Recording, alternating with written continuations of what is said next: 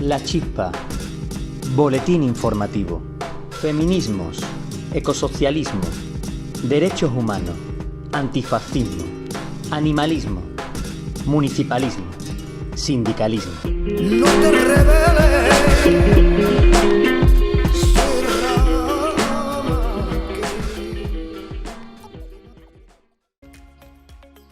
Esta semana hace 9 años del 15M, un movimiento que 3 años después de decretarse oficialmente la crisis del boom inmobiliario, iba a impugnar el régimen, rechazando las políticas de recorte sobre la mayoría mientras se rescataba a los bancos. Lo llaman democracia y no lo es. El mundo no es una mercancía en manos de políticos y banqueros. Gritaban miles de voces anónimas que tomaban las plazas, pero que también querían tomar las riendas de sus vidas. Entonces era el PSOE, con Zapatero al frente, quien gobernaba en el Estado. Entonces, ERE, el PSOE, con Griñán a la cabeza, quien gobernaba la Junta de Andalucía. Hoy atravesamos otra crisis del capitalismo y de nuevo es el PSOE quien gobierna en el Estado, aunque esta vez sean las derechas quienes lo hacen en la Junta. Estos días se habla mucho de no repetir los mismos errores que con la crisis de 2008. Las políticas hasta el momento no son las mismas que entonces, es verdad, pero no modifican los pilares fundamentales de aquella. Se salvan los beneficios del IBEX. Se viene nueva crisis de deuda y la pregunta es, ¿quién va a pagar la factura esta vez? Hay quienes decimos que paguen los ricos.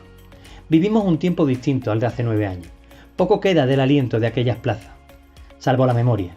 La memoria que, como siempre, es un arma cargada de futuro. Que no nos representan, decíamos sobre quienes considerábamos responsables de aquella situación. Y en esas, también algunos todavía recordamos cómo las calles rechazaban a dirigentes de la izquierda, como Cayo Lara, al acudir a parar un desahucio. Y no lo hacemos para regodearnos en la herida que dejó la política de algunos. Lo hacemos para no repetir los mismos errores que con la crisis de 2008. Sin nostalgia de otro tiempo, pero con la conciencia de lo que fue y de lo que pudo ser, de lo que hay y lo que puede faltar, de lo que venga, cantaría René. Porque no se escoge el momento histórico. Hay que contentarse con los desafíos y las apuestas que propone la época, y tener la modestia de decirse que en el momento que se vive no es ese momento único de la historia a partir del cual todo acaba y todo recomienza.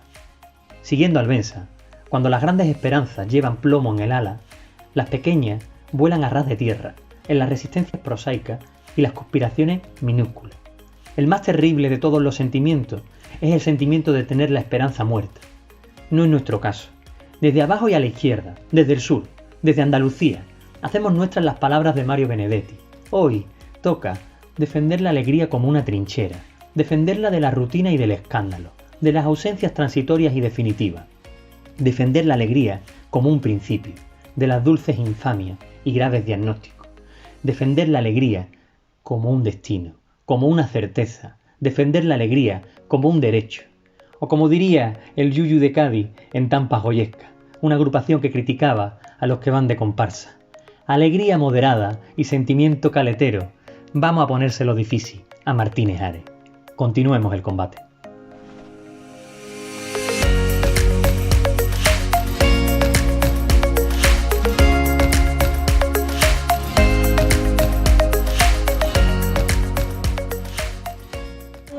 No escuchan, no quisiera, toda esta reforma se iba a parar, pero ellos no quieren, no les interesa abrir un debate a la sociedad.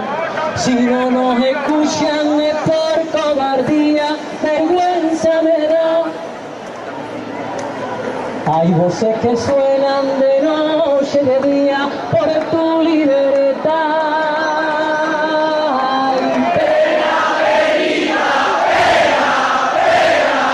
Qué pena tenemos todos y todas.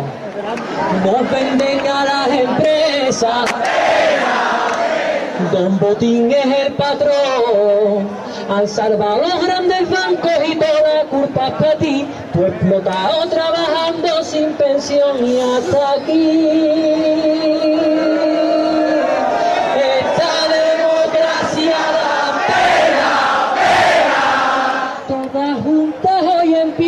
Ya está bien, de tanta penita pena.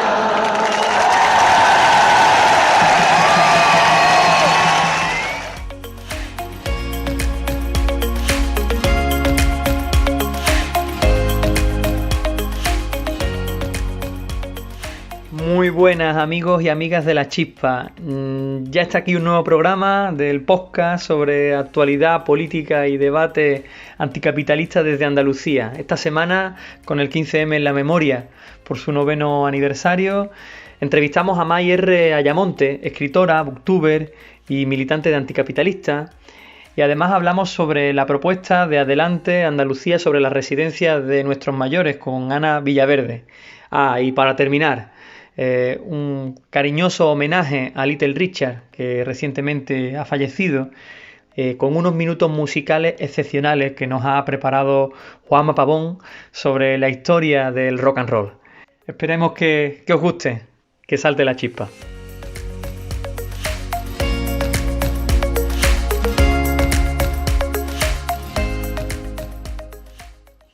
Hoy tenemos a May R. Ayamonte, que es escritora, que es booktuber y que además es militante de anticapitalista. ¿Qué tal, May? ¿Cómo estás? Muy bien, aquí encerrada en casa. ¿Cómo que está? ¿Cansada ya de tanto confinamiento? Sí, además nos queda porque yo estoy en Granada, así que imagínate. Ay, madre mía, esto está siendo demasiado largo. Bueno, pues queríamos charlar contigo sobre un poco tu trabajo y algunas de las ideas que puedas trasladarnos acerca del mundo de la escritura, de la lectura. Y la primera pregunta que te querría hacer es, ¿qué significa para ti un libro?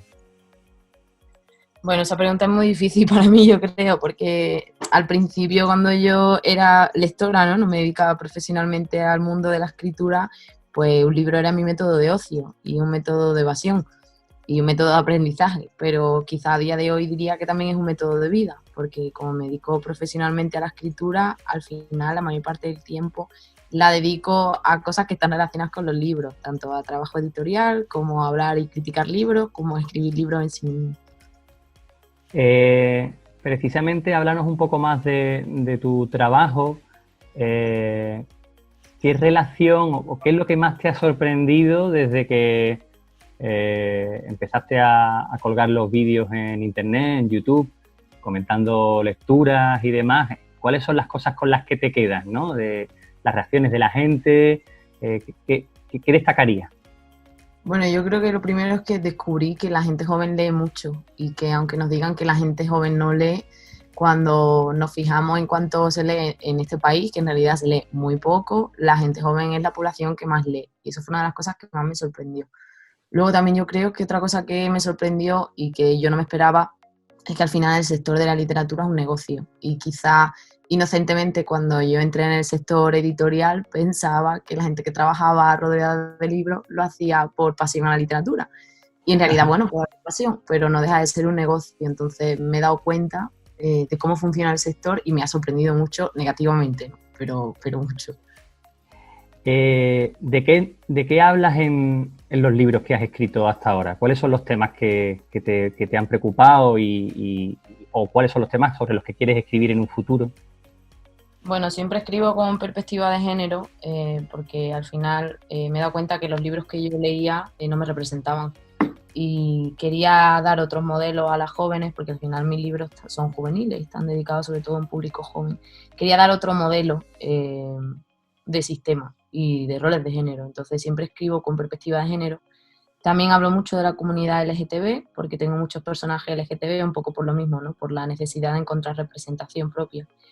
Y luego temas que he tratado, violencia de género, acoso callejero, empoderamiento femenino, y ahora justamente estoy trabajando en una novela que trata sobre la violación. Ajá. Estos años, ¿cuál es la relación que tú estableces entre tu vida profesional y tu vida militante? ¿Y cómo llevas esa convivencia literatura, escritura y militancia revolucionaria? Yo creo que es difícil. Por un lado, escribir sobre las cosas que aprendes en tu militancia es fácil, no es difícil, todo lo contrario, y además yo creo que es una vía de comunicación a un sector muy amplio, pero por otro lado es muy difícil porque cuando llegas a estar en ciertas esferas de exposición pública, sobre todo también en el sector de la literatura, tienes que tener mucho cuidado con lo que dices públicamente, con lo que pones en tus libros, porque cualquier cosa que se salga un poco de la norma que hay marcada puede hacer que tú seas expulsada del sector. Te pongo un ejemplo, ¿no? Yo no puedo poner tweets sobre específicamente el espacio donde yo milito. Puedo poner tweets sobre aquello que pueda ser medianamente aceptado socialmente, ¿no? En el ideario colectivo. Pero yo creo que hay un punto en el que no puedo pasar, y no puedo pasar por mi trabajo. Entonces, bueno, por un lado, pues sí es fácil porque es una herramienta, y por otro lado también es difícil porque tienes que saber tener un equilibrio. Precisamente sobre esto, que creo que es como de las cosas que pueden resultarnos más interesantes de cara a la reflexión entre política y literatura, de la literatura realmente existente, ¿no? Que tú decías que, bueno, hay una industria, que hay un negocio. Entonces, ¿cómo damos la batalla cultural? ¿Y cómo es posible que desde una posición como la que tú tienes, de un trabajo concreto de escritora, de crítica literaria, sea posible, además de los temas que trata, de alguna forma hacer avanzar ciertas ideas en la sociedad? ¿Qué es para ti la batalla cultural? Porque es una idea que repetimos como mucho en el seno de la izquierda, pero que a veces se concreta poco, ¿no? A ver, yo creo que es una pregunta muy complicada, pero en el plano en el que yo me muevo en la escritura, creo que la batalla cultural se da, y creo que hay muchísimas escritoras y escritores que dan esa batalla cultural. Como te digo, el hecho de que pertenezcamos a un negocio tan grande, ¿no? Cuando el momento en el que estamos en una editorial tan grande, eso no significa que nosotros no podamos dar esa batalla cultural y que no podamos escribir para elevar conciencia. Lo hacemos y lo podemos hacer. Y de hecho yo creo que eso es lo que hacemos ahora mismo, elevar conciencia a través de lo que escribimos, y no solo lo que escribimos, sino que además nosotras tenemos una exposición pública pues porque vamos a institutos, porque damos charlas para entidades públicas como las ferias del libro, pero el momento en el que tú estás en un instituto y estás subido a un escenario delante de 700 chavales, tú ya puedes hablar de lo que tú quieras, y yo creo que ahí también tenemos la batalla cultural. Claro. Pues bueno, es esto, ¿no? Es ir construyéndolo y viéndolo en una dinámica, bueno, de aprendizaje y de iniciativa. Vamos terminando y me gustaría, bueno, no hacer las típicas preguntas finales, pero sí, bueno, por recomendar. También sabéis que en este programa, en La Chispa, al final del programa tenemos siempre una sección cultural sobre libros, cine, música.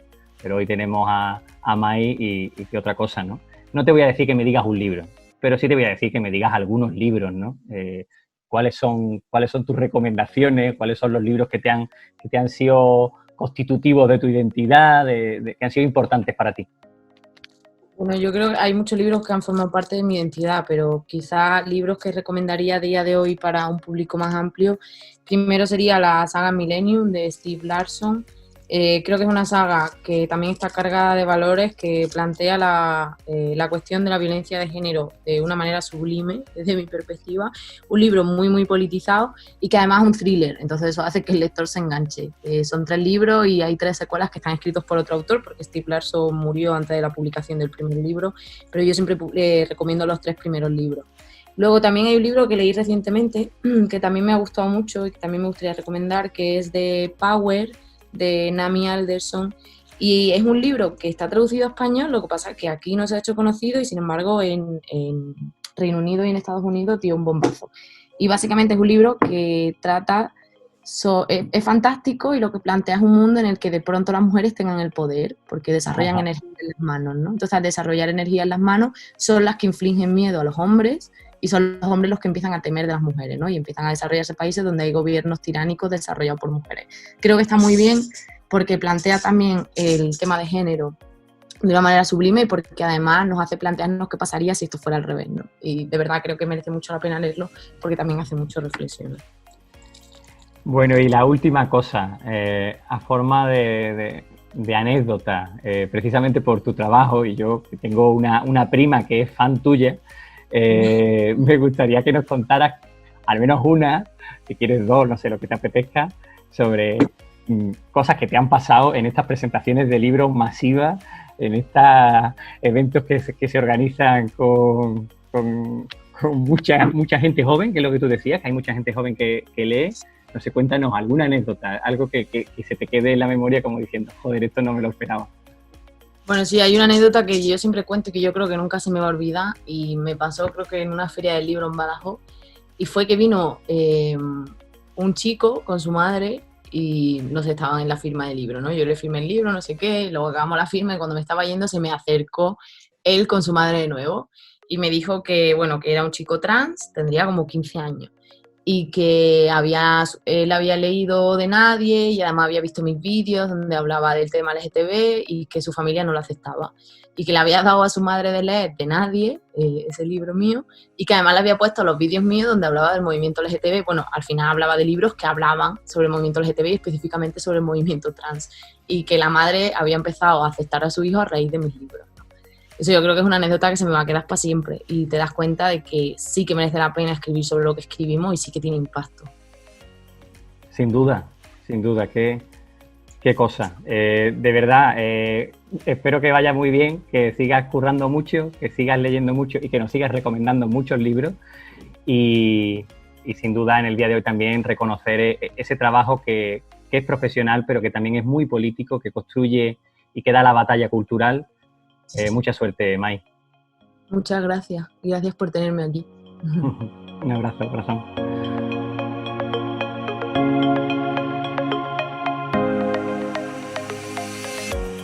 Durante años, el modelo que hemos tenido, que se ha impuesto en la gestión de las residencias, ha sido el del neoliberalismo feroz, que se ha caracterizado por una austeridad presupuestaria, es decir, por una reducción progresiva de la inversión pública en el sector, y también por la privatización masiva.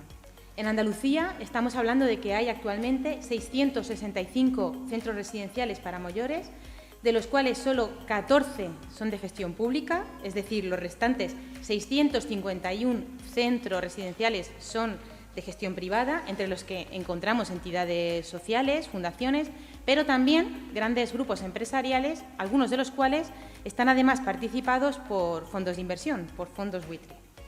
El sector ha sufrido durante los últimos años un crecimiento exponencial que ha ido de la mano de una transformación del modelo hacia un modelo de grandes centros residenciales, de macrocentros, podríamos decir. La atención y el cuidado de las personas mayores se ha convertido en un nicho de negocio para grandes empresas, empresas como Orpea, Vitalia, Vallesol, Sanita Residencial o DomusVi, están ahora mismo controlando en buena medida el sector de la atención a nuestras mayores. La responsabilidad, entendemos, de esta situación, por tanto, no es exclusiva del Gobierno andaluz actual, que también, sino que también es responsabilidad de los sucesivos gobiernos anteriores que durante décadas han hecho una gestión política de las residencias que se ha basado en la privatización y la reducción de gasto público, la rebaja presupuestaria. Cuando se trata, en definitiva, de hacer negocio de lo público, y lo sabemos muy bien en Andalucía, las políticas de fondo del PSOE y de las derechas no difieren en lo fundamental.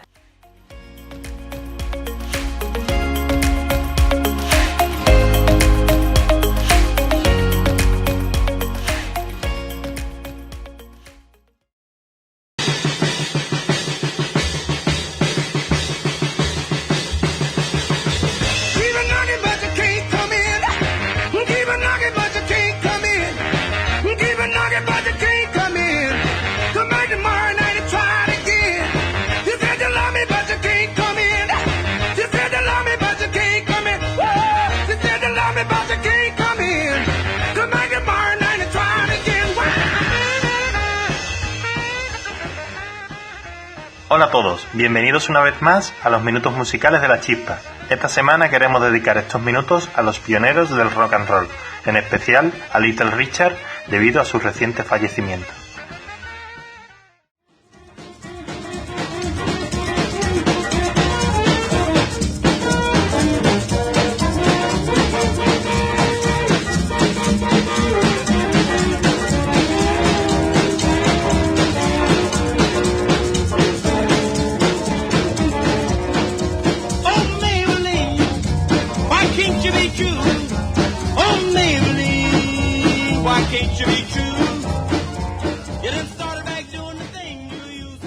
Un panorama desolador para los jóvenes que venían de la guerra, sin expectativas y sin planes de futuro. Sin embargo, los jóvenes quedaron atrapados por la diversión que ofrecían las fiestas al ritmo de la música de Little Richard, Chuck Berry, Fats Domino y un largo etcétera.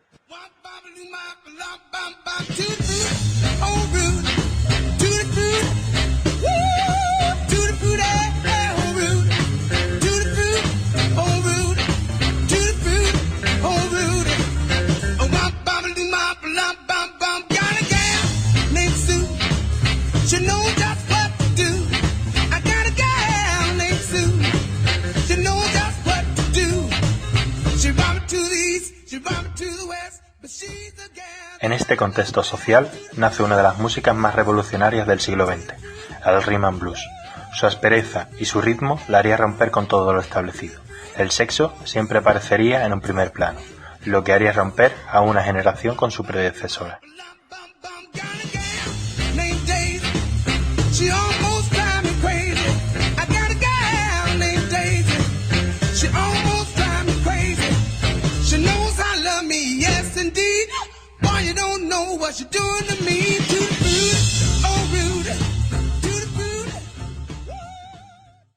Race Records era como se conocían desde los años 20 todas las grabaciones populares por y para la comunidad negra, pero cuando una rítmica mezcla de blues y gospel empezó a popularizarse, cambiaría su nombre a Rhythm and Blues.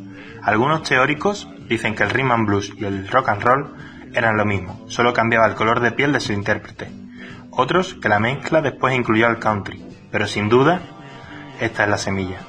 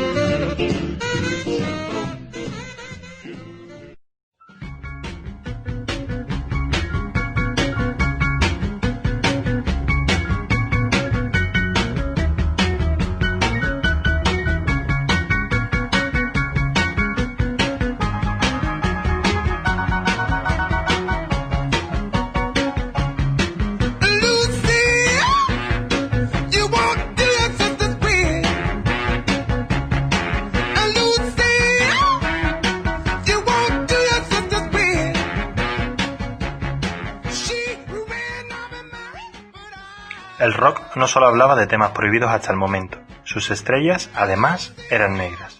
Fats Domino, obeso, la sexualidad de Little Richard no era heteronormativa. Por su parte, Chuck Berry y Jerry Lee Lewis formaron parte de polémicas más controvertidas. Berry estuvo involucrado en escándalos sexuales y Lewis, el único blanco, se casó con una menor.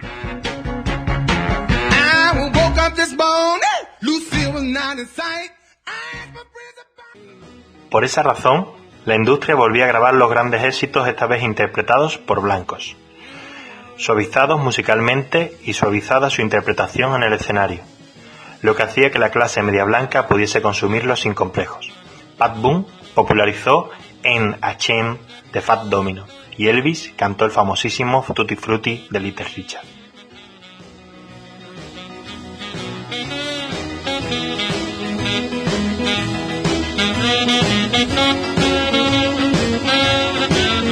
You made me cry when you said goodbye. Ain't that a shame? My tears feel like rain. Ain't that a shame? Las covers, con la capacidad de distribución de una gran compañía, terminaron por invisibilizar a los artistas originales. Poco a poco la industria hizo suyo este nuevo estilo, borrando así los vestigios de ruptura que lo caracterizaban. Además, muchos de los pioneros comenzaron una carrera por la autodestrucción.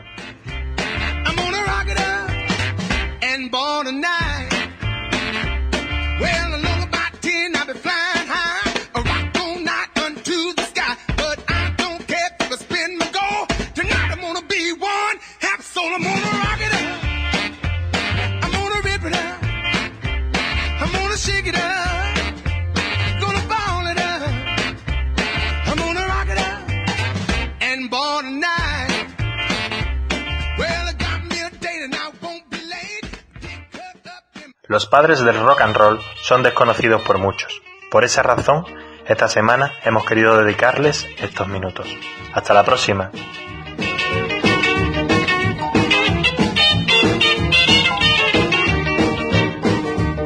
Well, I'm gonna write a little letter, I'm gonna mail it to my local DJ. Yeah, it's a jumping little record I want my jockey to play. Roll over Beethoven, I gotta hear it again today. You know my temperature rising, the jukebox